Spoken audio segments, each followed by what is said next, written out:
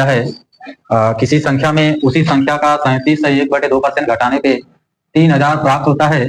यदि उस संख्या में 16/2/3% जोड़ दिया जाए तो वह संख्या क्या होगी। पहले देखते हैं 37/1/2%।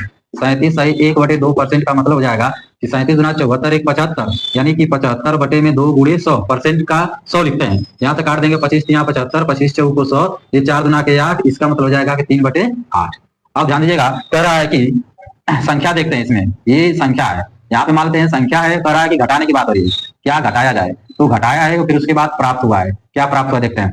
संख्या आपके पास 8 है, 3 घटाया है तो 5 प्राप्त हुआ है, ठीक। लेकिन एक्चुअली में प्राप्त क्या है, यहाँ पे देखिए 3000 प्राप्त है, तो 3000 प्राप्त है। यह 5 का कितना गुना है, तो आप देखेंगे 5 का 5 6 31 और 600 यानी कि 600 गुना है, तो आप संख्या प्राप्त कर लेंगे, 600 का गुणा कर देंगे तो 6 8 6 48, यानी कि 4800 क्या है, संख्या है। आगे कह रहा है कि यदि उस संख्या में 16/2/3% जोड़ दिया जाए तो संख्या क्या होगी। तो अब देखिएगा 16/2/3% का मतलब होगा, 16/2/3% का मतलब हो जाएगा 16 3 48 2 50, यानी कि 50 बटे में 3 और गुणे हमने कहा परसेंट को 100 मानते हैं, 50 गुना के 100, 3 गुना के 6, यानी हो जाएगा 1/6। फिर वही देखेंगे संख्या आपका 6 है, और फिर उसके बाद कह रहा है कि जोड़ने की बात कर रहा है, तो 1 यानी कि 6 में 1 जोड़ दें तो 7 हो जाएगा, और 6 1 7 हो जाएगा। अब ये कह रहा है कि तो वह संख्या क्या होगी, यानी 16/2/3% जोड़ दिया जाए तो संख्या क्या होगी, यानी कि ये देख लीजिए यहाँ पे 1/6 हुआ।